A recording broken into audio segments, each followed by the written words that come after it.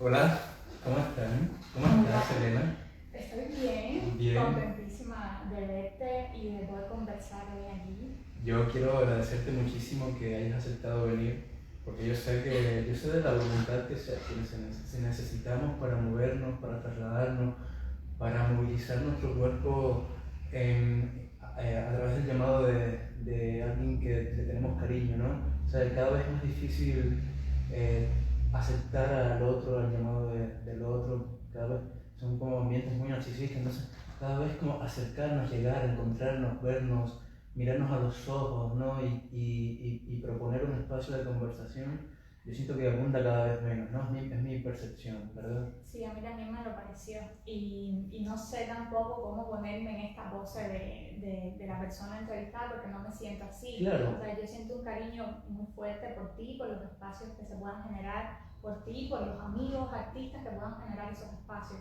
Entonces me pareció, me encantó la invitación y eso, es como que romper un poco Sí. la distancia esa del tiempo, de lo cotidiano y la locura del día a día también. De hecho, una de las aspiraciones de este tipo de encuentros es la antipose, ¿no? Es como ser quienes somos, aunque la impostura nos habita en algún grado, pero la idea sería como mostrar el reverso, ¿no?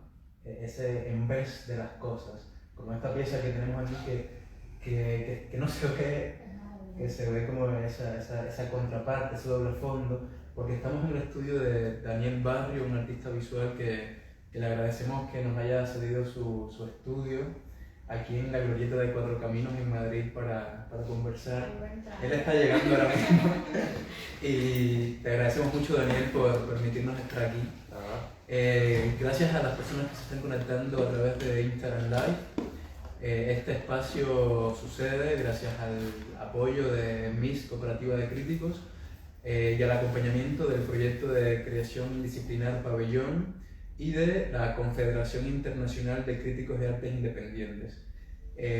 Otra vez, buenos días, y buenas tardes o buenas noches a la gente que nos ven y gracias de nuevo por estar aquí. Gracias. Elena Llobet, que es una creadora yo lo llamo indisciplinar, ya tú podrás decirme que no, que sí, o podrás decirme cómo te nombras, cubana, que naciste en Centro Habana y que vives en Madrid hace alrededor de 2 años y algo. No, cumplí 1 año y 3 meses hace muy poco.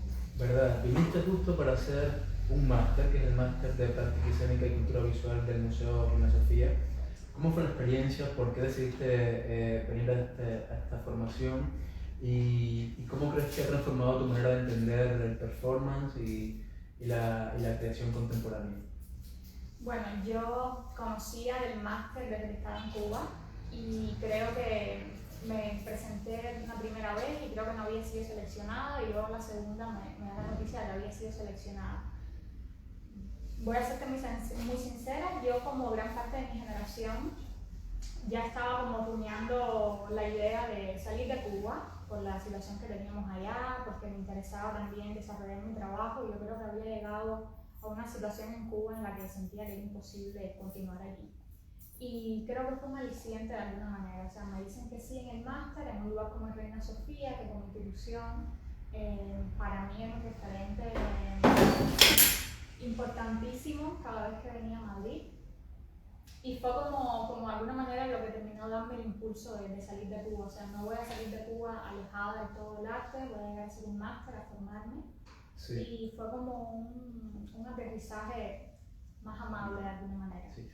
Yo sé que dentro del máster trabajaste en varios proyectos, sin embargo, quizás el resultado total de esa formación es un proyecto de creación y de investigación que se llamó el HIT, que presentaste como proceso en el Reina, pero que también se presentó en Teatro Pradillo.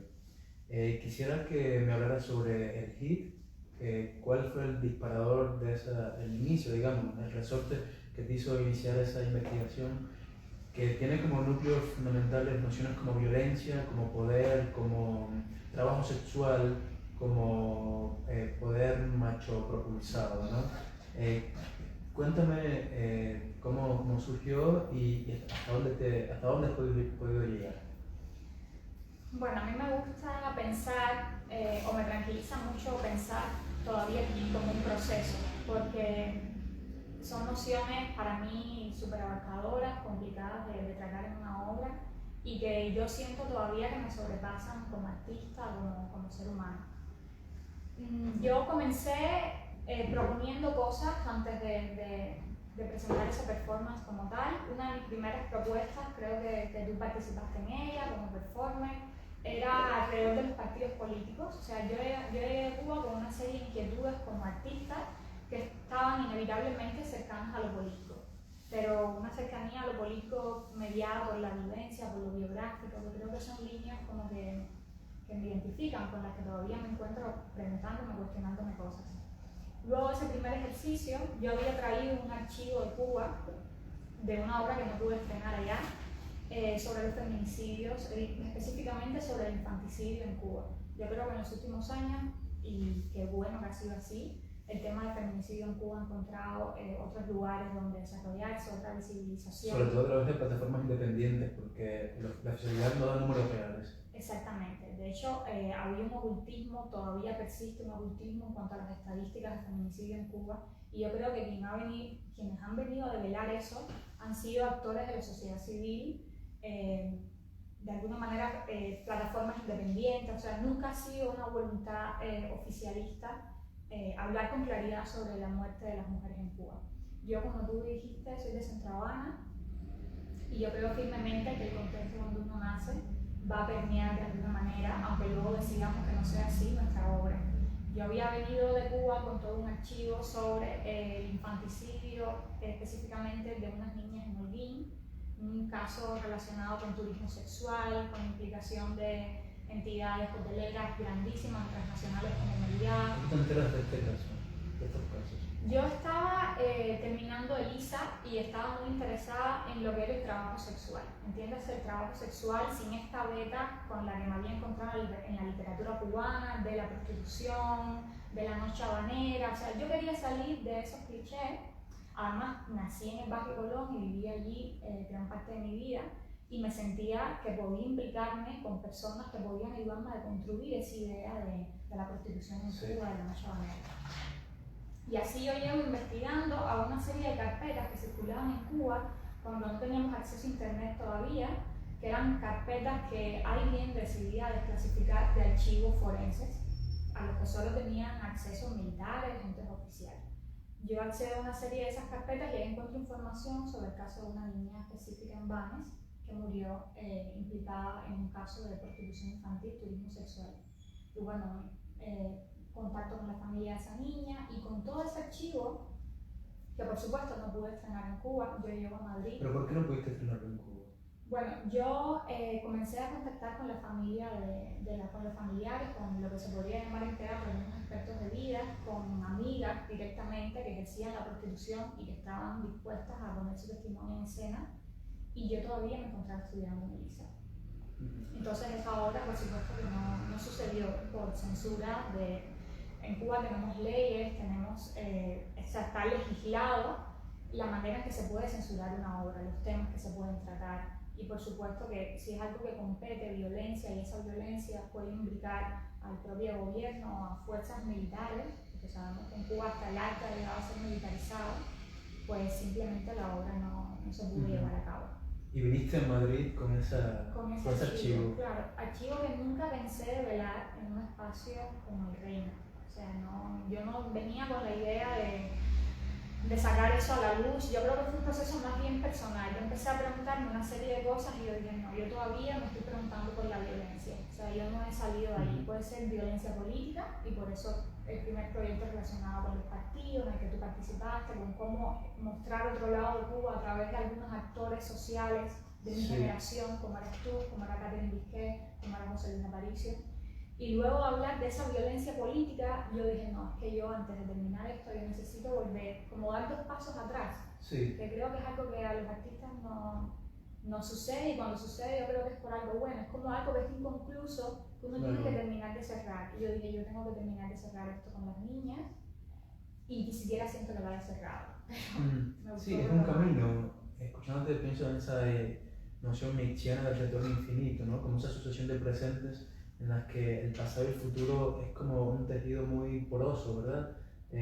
¿Dónde está el pasado, dónde está el futuro, ¿no? Y también tiene que ver con actualizar una noticia que pudiste haber encontrado hace 5 años, cómo hacer contemporánea esa noticia, ¿no? Cómo hacer contemporáneo un suceso que pudo haber sucedido hace 20 años y cómo traerlo al hoy, ¿verdad? Y es lo que sucedió también con tu investigación en torno a Diego Armando Maradona y su involucramiento en un caso de prostitución y trabajo sexual infantil, ¿verdad?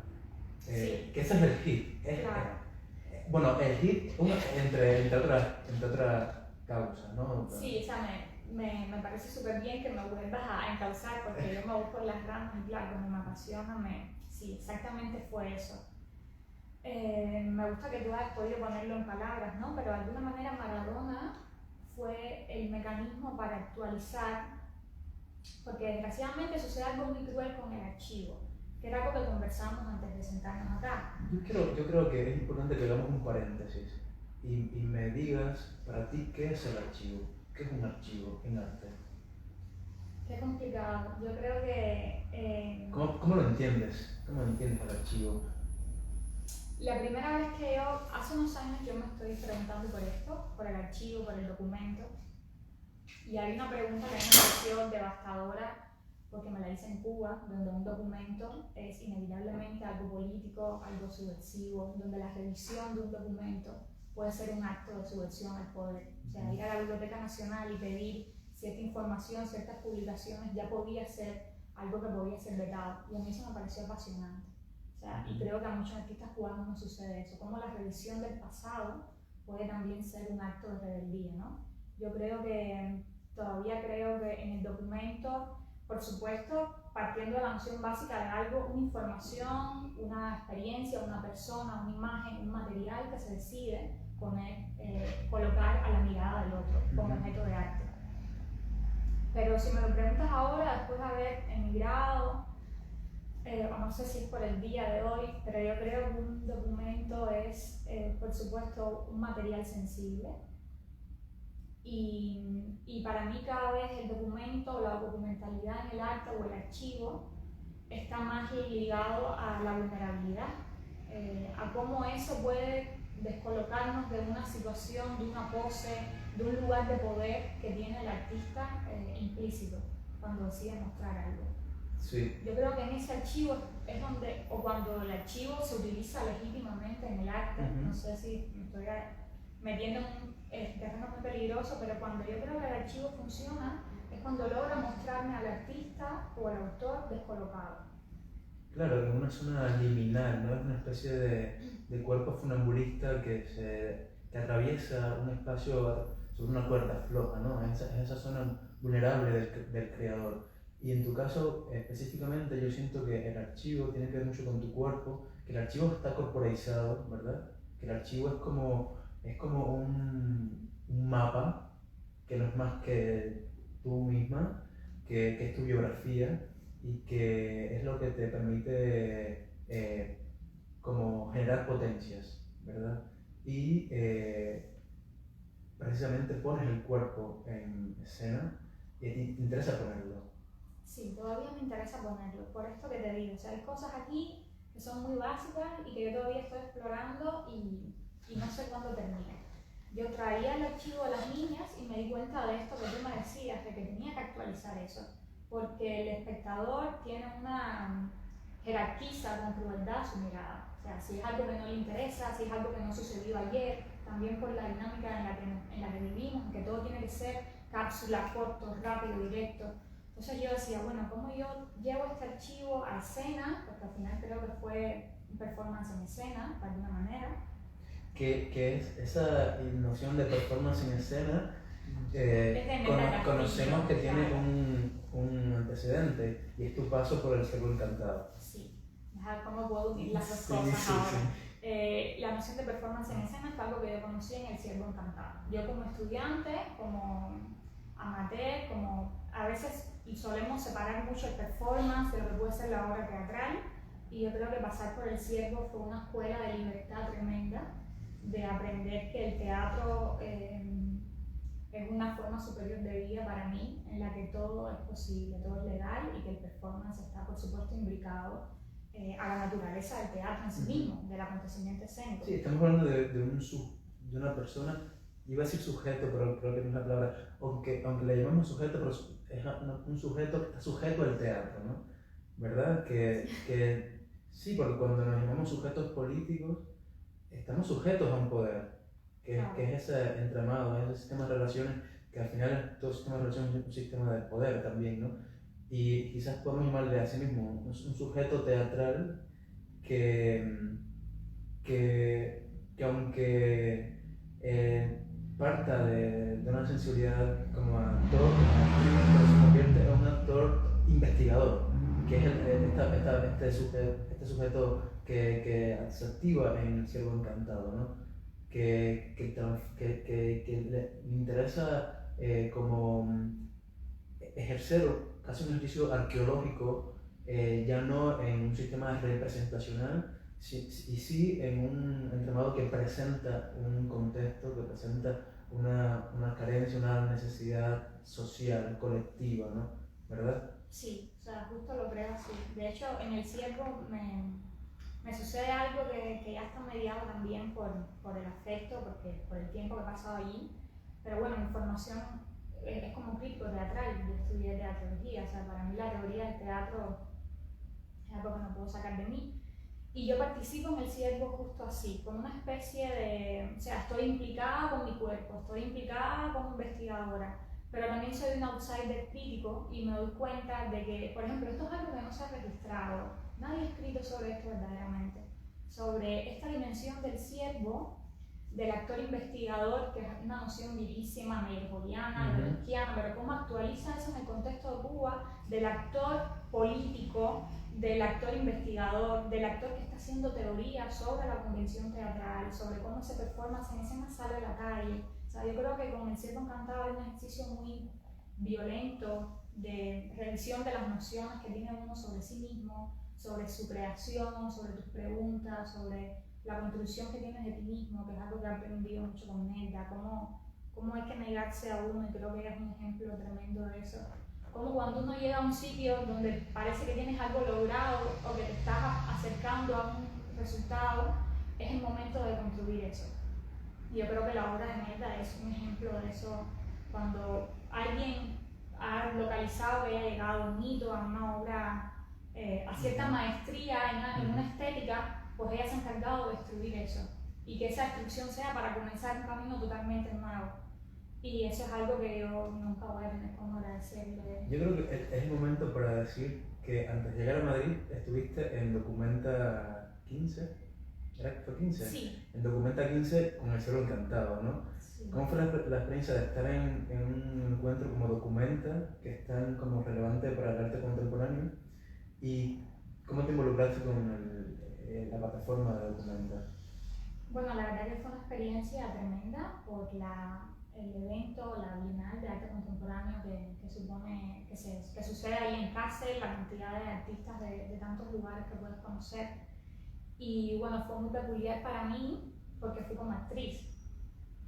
Y por eso te digo que con Nelda uno está todo el tiempo en un peligro creativo muy interesante. Sí. Porque cuando te estás acomodando en cierta teoría, no, es que yo escribo, porque a veces nos ponemos como estas defensas como, no, esta no es mi zona, yo escribo, yo produzco esto, o yo hago performance. Y de repente fui a actuar en un performance de Nelda, o sea, donde tenía que poner mi cuerpo totalmente en silencio, donde no había palabras. O sea, para mí fue muy importante como prescindir de la palabra por unos meses. Recuerdo desde el ensayo, que comenzamos a ensayar la pieza en la que yo no fui la actriz para la que se creó esa pieza, o sea, la actriz que era Gindra de Wayfero, estaba... Que le mandamos un saludo. Le mandamos un beso muy grande. Sí. Gindra estaba embarazada, estaba en proceso de tener a su niña. Y bueno, a mí me toca llegar a esta obra muy física, totalmente en silencio, sin texto, donde ya los cuerpos... Precisamente, ¿cómo se llama esta pieza? Zona de silencio. Zona de silencio. Zona de silencio, sí. Donde ya esos cuerpos tenían... Era una obra sobre... Disculpa que te interrumpa, pero creo que es importante mencionar que trabajaste junto a América... América Medina y David Valera. Y David Valera, sí. Sí, y que les mando un abrazo muy fuerte a los dos. Y bueno, para mí fue un proceso muy enriquecedor por colocarme en el sitio del actor, que es algo que siempre, las veces que he actuado, lo he agradecido muchísimo. Y también por llegar a una pieza donde ya esos tres cuerpos tenían un tempo, una armonía, una especie de... Sí. Era como la república de los cuerpos, ¿no? O sea, a mí me encanta esa pieza porque ahí se crea un orden, hay otro tiempo dentro de la pieza, hay otra escucha que es como muy anárquica, o sea, no funciona como no es cotidiano, ¿no? Entonces, ¿cómo entrar ahí con respeto? Como, yo sé que soy un cuerpo extraño, que va a hacer esto, cómo entro aquí, todo el tiempo igual estamos, era otro tipo de desnudez, no es el desnudo teatral, un poco... O sea, era una desnudez que a mí sí me colocaba en un espacio de vulnerabilidad importante y bueno, fue una lección así tremenda y lo disfruté muchísimo, loca por encontrarme de nuevo con ellos. ¿Verdad? Sí. Y retomemos la idea del performance en escena en HIT. Sí. Bueno, así como para las líneas del HIT, yo tenía este archivo de Cuba y me hago esta pregunta de cómo actualizarlo. Me hago esta pregunta y también tenía ejercicios de tutoría en el Reina, donde tuve una comunicación excelente con artistas que todavía me siento en contacto y en deuda por todo lo que aprendí, como Nuria Webb, Rosa Casado, o sea, son gente de la que aprendí muchísimo. Y también me pasaban estas notas como, mira, ¿cómo vas a comunicar este archivo? Tienes toda esta información que es tan poderosa, que es tan devastadora de alguna manera, porque ya no es solo feminicidio, implica mujeres que eran menores de edad, infanticidio, prostitución infantil, transnacionales, y yo decido actualizarla con Maradona. Les digo, Armando Maradona, esto lo repito a donde quiera que me lo preguntan porque me sorprende muchísimo que con el acceso que tenemos toda la información la gente no la conozca. Sí. Diego Armando Maradona durante su estancia en Cuba estuvo implicado con una red de prostitución infantil. Por supuesto, hay niveles de implicación. El grado de implicación todavía tendría que investigarse. Creo que es urgente que se investigue también por la necesidad de esclarecer cuál fue el grado de implicación de este sujeto en ello, pero lo que sí es público, lo que sí es de dominio público, es que estuvo implicado con una menor de edad en Cuba. Y bueno, ¿podemos decir su nombre? Yo creo que sí, porque... Me gustaría no hacerlo, porque creo que, o sea, a lo que sí me encanta incitar es a las personas a que busquen la información. La información es de dominio público, es tan sencillo como googlearlo. Porque ella ha dado declaraciones. Por supuesto, o sea, eso es algo que yo quiero que quede muy claro en cuanto a la pieza, porque yo la pieza he tenido diálogos como que agradezco muchísimo, pero creo que la pieza está todavía en un horizonte legal ahí un poco complicado para mí. Tengo que atar algunas cosas para sentirme como más segura. Pero lo que sí yo quiero que quede claro es que esta información, yo no estoy develando ninguna información en el HIT que no sea de dominio público.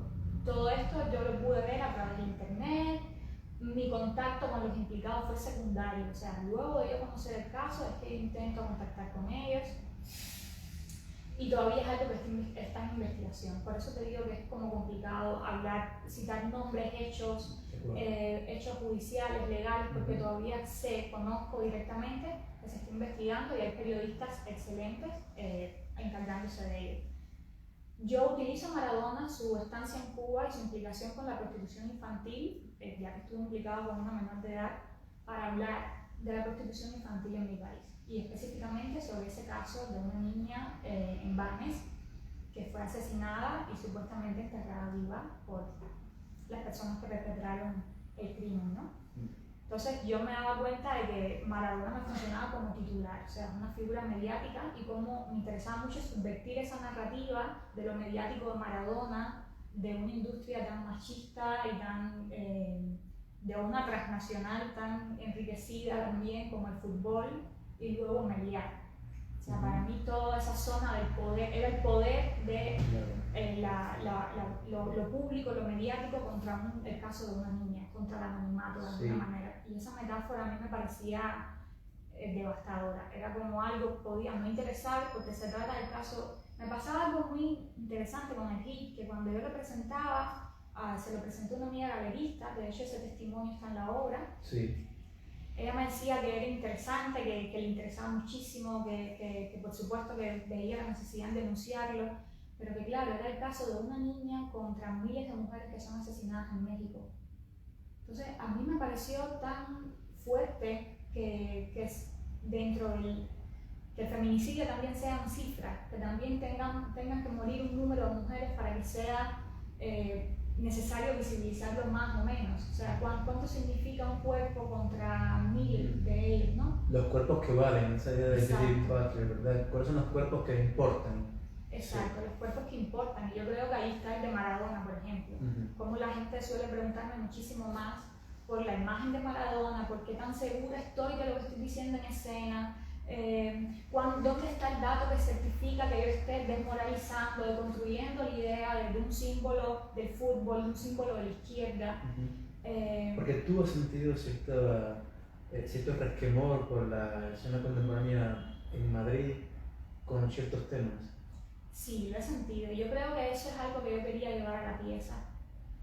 El tercer plano que yo pongo en el HIT es precisamente eso, o sea, está el archivo que traigo de Cuba, está Maradona en Cuba, su estancia, todo lo que se entiende por la isla del Caribe, la isla también que funciona como un patio de Europa, o sea, el patio donde se puede ir a hacer lo que moralmente no es aceptado acá. Sabemos que en Cuba tenemos un turismo sexual importantísimo y desgraciadamente un gran porcentaje de ese turismo sexual va buscando menores de edad. Sí. Ahora estoy pensando que también el HIT entra como una comunidad de investigaciones en torno al trabajo sexual en Cuba. Estoy recordando Backstreet Boys, esta investigación de José Ramón Hernández, Yosicán, que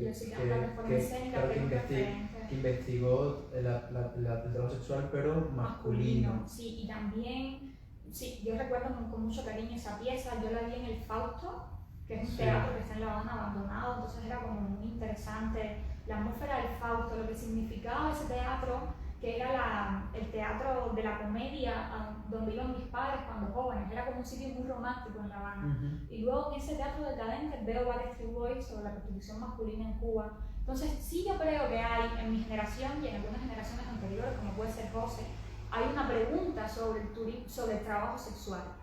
Ya no quiero decir turismo, no quiero decir prostitución, porque creo que una generación, por ejemplo, yo conocía la obra de Amil Valle, tenía como estos referentes, sobre todo la literatura. Como una Babilonia. Exacto, yo venía como con toda esta atmósfera desde tercer año de Lisa, también por haber vivido en Colón. Colón es un barrio en Centro Habana que desde los años 30 a los 20 era archiconocido por ser el barrio de la prostitución. O sea, era donde ese y algunos barrios del puerto, como San Isidro. Pero creo ahí estaba el Teatro Shanghái, ¿verdad? Que era el teatro de relaciones sexuales en vivo, ¿verdad? Sí, o sea, es una zona erótica, trabajadora sexual y que también te ayuda a ver otro lado de la prostitución, que no es el del cine cubano, que no es el de la literatura, que creo que a veces es un poco escapista, que utiliza la ficción también un poco como escapismo, ¿no? Y a mí me interesaban esos cuerpos que estaban activamente en el trabajo sexual y que tenían una narrativa de Cuba, del país, de por qué lo hacían, de la libertad, del uso de su propio cuerpo,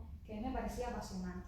Sí, y me ibas a hablar de la tercera capa, por llamarle de alguna manera del hit. Sí. A mí me gusta también llamarle meseta, ¿no? Pensando en esas mesetas de King de Life, también mesetas, ¿no? Como los cuerpos también se construyen como mesetas, pero que no hay como jerarquía no hay primer lugar en esa meseta, ¿no? Es un conjunto es como un palincesto, es un capa sobre capa, es un archivo sobre archivo, ¿verdad? Claro. Ese es el hit también. Sí, yo creo que el hit es como esto, es como yo preguntándome sobre el archivo desde la autorreferencialidad hasta lo político, hasta lo que puede ser la tercera capa que yo incorporé al hit, o sea, pensando en mi proceso, yo tenía el archivo de las niñas, le incorporo a Maradona y yo dije, perfecto, esta pieza, o sea, este performance, esta acción, me gusta mucho la idea de pieza porque tiene que ver con la construcción y es una palabra con la que me siento cómoda. Yo dije, esto está bien, pero me estoy acercando, y recordaba mucho a Nelda en ese punto y le escribía mucho sobre eso, me estoy acercando a una zona de poder como artista en la que a mí no me interesa todavía estar. O sea, yo no soy la persona que viene a traerte la verdad o la información o que viene a construir una narrativa. Yo no puedo construir una narrativa sin colocarme en mi propio cuerpo, sin colocarme en una zona de vulnerabilidad. Yo creo que por lo atestado que estamos todos de información, se hace muchísima arte interesante, de calidad, de titulares, de primeros planos. Y yo creo que lo único que yo puedo aportar por ahora, que puede ser verdaderamente legítimo, es mi propia vulnerabilidad. Yo creo que muy poca gente la comparte de verdad. No es lo mismo una operación en el arte autorreferencial, que creo que todos todo el tiempo somos autorreferenciales, desde cómo nos construimos en las redes sociales, a compartir algo que verdaderamente puede atentar, vamos a utilizar esa palabra, contra la idea del artista como el que impone una narrativa en una performance. Entonces, está Maradona, está el caso de la niña de Banes, tenía material y imágenes muy fuertes y yo dije, aquí falto yo. Y yo coloco mi cuerpo en el hit, cuento una experiencia personal que de alguna manera me vincula a la violencia. Que también lo has contado en varias plataformas. Sí, ya yo lo había hecho a través de la escritura. Sí. Entonces, de alguna manera, es que hace unos días tuve un diálogo sobre esto que me cambió mucha... Yo creo, bueno, no quiero disgregar, de alguna manera era algo que me descolocaba. Yo dije, yo me siento cómoda con el performance, tengo muchas ganas de decir esto, tengo ganas de decirlo en un sitio como el Reina Sofía, tengo ganas de colocar esta investigación aquí, pero yo no estoy implicada en esto. Yo era como de alguna manera quien estaba orquestando eso. Y yo coloco mi cuerpo en escena, cuento mi experiencia, a la misma vez como una obra un poco metadiscursiva, porque yo hablo del proceso, del viaje de esa obra en las galerías. O sea, la primera vez que yo presento el hit a una galerista, se la presento con el caso de la niña de Banes y yo en el performance cuento el diálogo con ella, o sea, yo lo relato. Es un diálogo entre yo y una voz artificial que hace como si fuera la galerista. Entonces yo todo el tiempo estoy discursando como de la pieza, dentro de la pieza, y luego mi propia experiencia con la violencia. O sea, que cuando fue el momento que yo en Cuba, investigando sobre la violencia, me sucede algo en mi vida que me conecta con ello y cómo reacciona mi familia. O sea, cómo en realidad no había tal distancia entre la mujer, la persona que estaba investigando sobre el caso de las niñas. Por supuesto que había distancia, o sea, en cuanto al privilegio, yo estoy viva, esas personas no. Pero yo me di cuenta que a modo cultural o lo que en mi entorno tenía una serie de ideas preconcebidas sobre una mujer violentada y cómo mi propio cuerpo podía entrar en eso. Y a mí me pareció que eso tenía que estar en equilibrio, o sea, no podía ser de otro modo. Cuando yo recuerdo a las mujeres en mi familia que habían pasado por algún tipo de violencia, sobre todo en contextos de matrimonio, cómo eran tratadas, qué sitio se les da en la mesa, en la familia, o sea, esos pequeños detalles familiares yo creo que enriquecieron mucho la pieza. Sí, porque la violencia de alguna manera es una noción que transversaliza todo tu trabajo hasta hoy, ¿no? Es como algo que es como un camino que se devuelve de varias maneras. Y la violencia podemos también relacionarla con otra noción, que es la noción de lo real. Y quisiera que quisiera hacer una distinción entre lo real y la realidad, ¿no? Como el teatro muestra una realidad que quizás no sea lo real, o muestra lo real que muchas veces es distinta de la realidad, ¿no? No sé, cómo se generan extrañezas a partir de esta idea dicotómica que parece una locura, pero que sí hay una distinción entre lo real y la realidad, ¿no? ¿Verdad? Seguro. No quiero comenzar a hacer citas bibliográficas. Puedes hacerlo, sí. Yo creo que es mucho más apasionante cuando se lee sobre ello, pero si me preguntan, o por ejemplo últimamente por talleres y cosas que he escrito sobre el tema, me pongo muy contenta que me escriben estudiantes de arte, sobre todo de Cuba, y luego explicaré por qué, porque esto fue algo que yo no recibí en LISA. Nuestros programas de enseñanza del arte están totalmente desfasados. Yo creo que lo último que yo vi fueron los años 80, en cuanto a teoría de performance, teoría teatral. Entonces mucho queda por tu propia curiosidad. A mí siempre me interesaron esa tensión entre lo real, la realidad, lo que se llama las mutaciones del realismo. A mí me parece que no, que es otra cosa. Yo creo que la diferencia entre lo real y por supuesto que pueden ver la obra de, si les interesa en cuanto al teatro, Vivitelas, por ejemplo, que lo relaciona con la biografía, luego estaría Lola Arias y luego artistas que desde las artes plásticas, desde las artes visuales, han deconstruido esa noción, la propia obra de Nuria Well. Yo creo que lo real tiene que ver con una implicación del artista justo en lo que hemos estado conversando. Y es algo que a mí me interesa, lo real, a mí me interesa abordarlo desde cómo puedo descolocarme yo como individuo en esa jerarquía de romper esa jerarquía, el artista que viene a presentar una obra, que pone una obra de teatral, que hace una exposición, o sea, yo no vengo a traer una narrativa, yo vengo a inmiscuirme en ella. Y ese experimento riesgoso, donde uno puede poner su cuerpo en un proceso de investigación, donde compartes la intimidad, por eso lo personal siempre es político. O sea, yo todavía defiendo que lo personal, la intimidad, una biografía, una vivencia, cuando es desvelada con legitimidad, cuando descoloca esta situación de poder del artista, es político y es por tanto real. Pero te digo, son nociones extremadamente vertiginosas, complicadas, creo que es como un camino que todavía muchísima gente está abordando, pero para mí lo real ahora, o el real, continúa siendo poner el cuerpo, tan anticuado como eso. O sea, después de intentar teorizarlo, de leer tanto sobre eso, yo todavía, cuando hago la investigación sobre los partidos políticos, sobre las izquierdas, yo necesito participar de ello. O sea, lo real activo, lo real militante, pero cómo se puede militar en lo real desde la disidencia, porque el artista nunca llega a participar de ello. Cuando yo estoy en un partido, sabiendo que voy a hacer una obra sobre eso luego, cómo participa mi cuerpo, cómo es mi escucha, es como una estancia performativa extraña. Sí. Yo creo que también todo lo que estamos hablando ronda la idea de lo político. Y quisiera preguntarte, ¿tú haces arte político? Yo sin duda me siento muy atraída por lo político. Y creo que todo lo que estamos produciendo todo el tiempo, sea arte o no, sea un programa de cocina, siempre va a estar cercano a lo político. Eso me parece que es algo que está, para mí está muy claro al menos. Ahora, arte político no creo. No creo. Creo que me interesa muchísimo como investigadora. También tengo una dualidad extraña con la creación, que estoy segura de que también ocurre, que como tenemos un acercamiento al arte que en un principio fue desde la crítica, nosotros somos sujetos muy extraños para crear. Lo creo, Es muy sí. extraño, o sea, nunca me he sentado a escribir sobre eso, estoy segura que tú lo harías muchísimo mejor.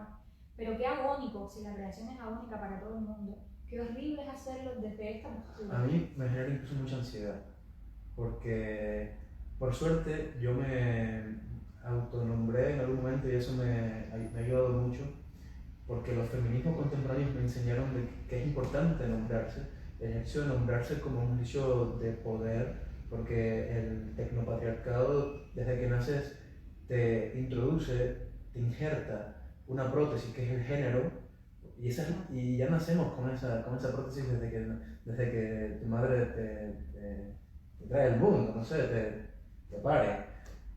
Y decir, bueno, yo no me siento cómodo con esta manera que me ha nombrado el poder, yo quiero nombrarme de otra manera, ¿no? Entonces yo en algún momento dije, pues, esta conversación me interesa, qué lindo que podemos conversar y que no sea como que sea bidireccional, ¿verdad? Este tipo de encuentros, ¿no?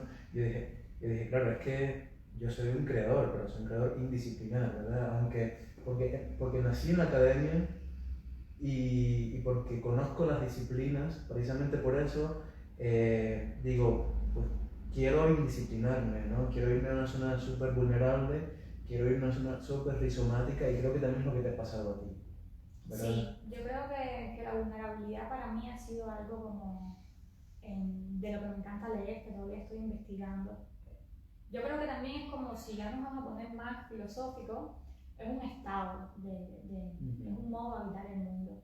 Como estar presto, no es estar vulnerable todo el tiempo, que no se entienda, pero es como estar, es performativo, una exposición del cuerpo. Es como yo cuando comienzo un proceso, cuando comienzo a hacer una pregunta, a trabajar sobre algo, que por supuesto que no estoy todo el tiempo pensando en arte, porque eso es algo que me interesa también, ese otro lado del artista que necesita sobrevivir, comer, emplearse de otro modo, pero estoy de acuerdo contigo, con toda la gente que dice que esto es una especie de enfermedad, es algo que ocupa tu pensamiento, tu ansiedad, es como un proyecto que se tiene sin hacer, algo que está ahí como llamándote. Es que lindo que lo menciones, porque yo pienso mucho en la idea del cuerpo enfermo como un cuerpo disidente, como un cuerpo que no se acostumbra a la idea del cuerpo sano que el neoliberalismo nos quiere imponer, ¿no? Un sistema farmacopornográfico, como le llama Paul Preciado, que todo el tiempo genera fármacos o genera situaciones para que te sientas sano, cuando realmente el cuerpo, identificarse como cuerpo enfermo con enfermedades X genera un desplazamiento, ¿no? A una zona que disiente de un sistema, ¿no? De hecho, voy a aprovechar, la promoción es válida, para invitarlos a un taller que estamos cerrando las inscripciones, que será con Radioteca, sí, donde vamos a abordar esto. Específicamente, o sea, son temas que nos interesan mucho porque tenemos muchos intereses en común, pero yo hace poco pensaba también, porque lo leía, sobre el uso de los cuerpos y lo que entendemos por un uso. O sea, un uso que está como el uso del cuerpo, dígase, el uso de su vulnerabilidad, el uso de nuestras vivencias, cómo usamos eso para el arte. El taller va a estar muy relacionado con eso. Se llama Narrativas del Yo, creo. Narrativas del Yo, eso de creación autorreferencial. Por este taller sí que me han escrito de todas partes, de cosas que yo, a ver, a mí me interesa muchísimo la autorreferencialidad, pero es un terreno tan espinoso y tan masculino. Escucha, ¿quedan plazas para el taller? Quedan 6 plazas para el taller. Bueno, quien no lo conozca, Radioteca es una plataforma de creación, investigación, una comunidad que genera este tipo de encuentros y que las personas interesadas en participar en este taller que vas a ofrecer puede escribirle a Radioteca, exactamente, a las redes de Radioteca. Estoy interesado en participar en el taller de Elena Llobet, o le identifican con algún nombre. Claro, y si no lo encuentran, que te escriben directamente, pregunten. Y también que se lleguen y que vean, porque hay otros talleres interesantísimos. De repente no les interesa para nada este, pero les interesa otro. Y este taller es algo que, esto no está, yo siento que es otra pieza. Yo me nutro de compartir esto con los demás. A mí me interesa muchísimo todavía la creación autorreferencial y mover la autorreferencialidad de ese sitio de confort del escritor que desde SADE, desde siempre, se han nutrido sus vivencias para la creación, pero cómo actualizar esas operaciones, o sea, cómo hacemos eso hoy, qué es una vivencia hoy, eso es lo que experimentamos en el plano físico, cómo lo virtual también ha pasado a ser parte de una biografía, o sea, que es una biografía ahora, Yo creo que la noción de la biografía ha cambiado totalmente. Entonces, esto tiene que ver mucho con cosas sobre el uso que le damos a nuestro cuerpo, a nuestra acumulación vivencial. ¿Qué uso vamos a darle a eso en nuestra obra? ¿Va a ser un uso pasivo? ¿Va a ser activo? ¿Nos va a colocar vulnerables? Y yo creo que eso es inevitablemente político, porque por más que la gente esté como... Yo creo que hay una saturación de la autorreferencialidad importante, pero a mí me encanta, también porque me apasiona, pero me parece un síntoma. O sea, yo desde adolescente leo biografías. Es algo que tengo que quitarme porque uno tiene que leer muchas cosas, pero lo tengo que superar. Yo leo desde la biografía de Napoleón hasta la de Rosita Fornés, o estas vivas, me encantan todas las biografías. ¿Pero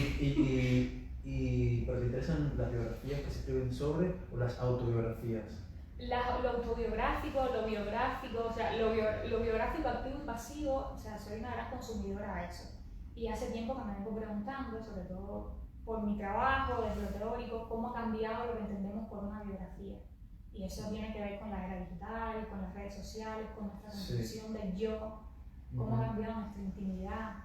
Y yo creo que este taller es para artistas, pero sobre todo para creadores o para gente que se quiera preguntar cómo funciona la creación autobiográfica, autorreferencial, y también cómo llevarlo a un formato como la transmedia, que me interesa muchísimo.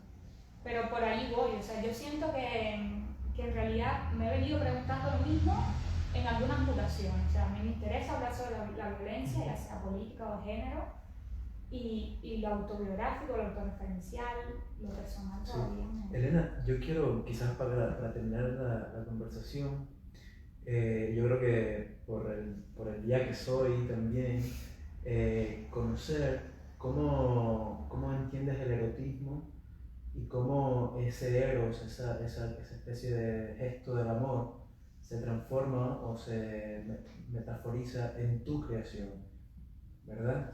Cómo el erotismo te moviliza y cómo entiendes el gesto amoroso. ¿Te parece que soy erótica en mi creación? Me parece que es muy erótica, pero en un sentido especial. Y quizás te lo digo pensando en un libro que se llama Eros Poéticas del Deseo, de la escritora canadiense Anne Carson. En ese libro ella habla del erotismo como una especie de necesidad. O sea, no hay eros sin necesidad, no hay erotismo sin necesidad. Y ella explica cómo el erotismo es como una especie de tránsito, ¿verdad? No hay erotismo si no hay deseo por llegar a otro sitio, ¿no? El erotismo también es como un objeto, podríamos llamarlo un puente, que nos moviliza hacia otro sitio, que nos mueve, ¿no? Por eso la danza es un ejercicio erótico, por eso el performance como ejercicio movimental es un ejercicio erótico, por eso el trasladar tu pensamiento hacia otro sitio es un ejercicio erótico, ¿no? Si hay traslación de sentido, si hay metáfora, ¿verdad? Metaforea, esa idea originaria de la palabra metáfora, que no es más que traslación de sentido de la palabra metáfora, ¿verdad? Si hay metáfora, hay erotismo, ¿verdad? Y por eso yo creo que tu ejercicio es muy erótico, porque te desplazas. Y yo puedo identificar una necesidad erótica en tu trabajo. No sé si estás de acuerdo conmigo. No sé, creo que nunca lo había visto así, pero te decía, es muy raro porque vine hoy a dialogar y uno llega a las conversaciones con heriditas recientes, como con lo que no ha cicatrizado. Y hace poco hablaba con alguien sobre esto del erotismo y creo que la gente me percibe más erótica de lo que me percibo yo, o como que siente más eros o más amor. Bueno, alguien me decía, dialogando súper informal sobre el trabajo que ha visto mío, que yo era un poco ardida. Ardida. Ardida en el sentido de arder, de quemar cáustica. Sí, pero no era tan lindo así. Ahora te explico, o sea, porque esto era un poco peyorativo. O sea, se refería al día como que había cierto desamor, cierto herida, y claro que lo hay, yo creo que lo hay. De hecho, las cosas que yo comparto no son violencia, con diferentes tipos de violencia, con con cosas de las que me interesa hablar y que tienen que ver con el género también. Y bueno, esta persona me decía eso y yo no puedo evitar relacionarlo con Rika Lee, que para mí es un referente súper importante. Yo creo que en ese dolor o en ese desamor también hay una erótica que para mí es impresionante. Hay una potencia también de cómo veo yo mi cuerpo después de esa... Yo soy muy catártica también por el teatro, en la escritura, que a veces me pasa que escribo algo y luego lo leo y me parece horrible, horroroso, no lo puedo terminar, porque claro, ya no estoy en esa situación. Fue un momento que quería escribir eso, pero luego digo, ¿pero por qué? Claro. Bueno, esta persona que es hombre, que es artista visual, que tiene muchísima más experiencia que yo, me dijo algo que para mí fue, se lo agradezco públicamente porque creo que ha cambiado como yo concebía mi trabajo. Yo creo que hay un problema y que tiene que ver mucho con la cosa patriarcal en el arte. O sea, todavía hay un problema, y esto me parece muy sorpresivo, cuando una mujer, cuando una artista comparte su intimidad. O sea, hay un problema todavía con cosas que tenemos que deconstruir, porque los hombres, toda la historia del arte está repleta de hombres que han creado sobre sus experiencias amorosas, de hombres hablando de desamor, los poetas, los clásicos, eso lo tenemos muy naturalizado. Pero luego cuando uno es mujer y decide llevar eso a su trabajo hasta las últimas consecuencias o hasta donde llegue, o sea, cómo una relación amorosa puede ser espejo de una sociedad, de violencia, de una cuestión política, de diferencias de clase, o sea, cómo todo el tiempo todo está contando. Y esta persona me decía algo muy interesante, que me decía eso, que él notaba como cierta herida, ciertas roñas, que es una palabra que me encanta, ciertas roñas en mi trabajo. ¿Lo aceptaste? Lo acepté porque pensó que era una crítica, pero me di cuenta de que si le causaba esa incomodidad que una mujer joven, Nobel, como soy yo, estuviera compartiendo esa serie de experiencias íntimas y convirtiéndolas en obra, en trabajo, entonces todavía tenía que hacerlo. O sea, había cierta utilidad en el uso que yo le estaba dando a mi biografía todavía, o a mi cuerpo en escena, o a la cosa de cortarse, a mi decisión de dañar mi cuerpo en una obra, ¿no? O sea, si eso que para mí me parece algo antiquísimo, superado, que he visto tantas veces, todavía causa esa incomodidad de alguna manera en el mainstream o en voces más, yo creo que todavía es necesario. Y con esto aliento a muchísima gente que trabaja así. O sea, es necesario compartir la vulnerabilidad y descolocarnos, y cuando estás en ese sitio y esto está, o sea, porque estoy compartiendo esto, de verdad quiero compartir esto, yo creo que hay una fuerza más allá de eso y que tiene su receptor. No se puede pensar mucho en cómo me van a ver luego de. Yo creo que lo real también es como un salto, o el trabajar con el real es como un salto raro, en que tú no estás viendo dónde vas a caer, pero te interesa hacerlo, ¿no? Y con el diálogo con esa persona me ha encantado, porque me sentí percibida un poco erótica, un poco sexualizada y un poco como roñosa, como esta chiquilla que viene aquí a contarme todo esto y luego va y se corta y eso me encantó. Claro. Me pareció... Yo me quedo con la palabra ardida y con la roña. Elena, agradezco mucho tu conversación. Agradezco mucho que hayas mostrado el invés de quién eres, que no suele mostrarse mucho, y iniciamos la conversación hablando y refiriéndonos a este reverso, ¿verdad? Y qué lindo mostrarnos desde ese lugar. Gracias por estar. Gracias a ti. Y un 14 de febrero. Y un 14 de febrero. Más activo y amoroso, ¿no?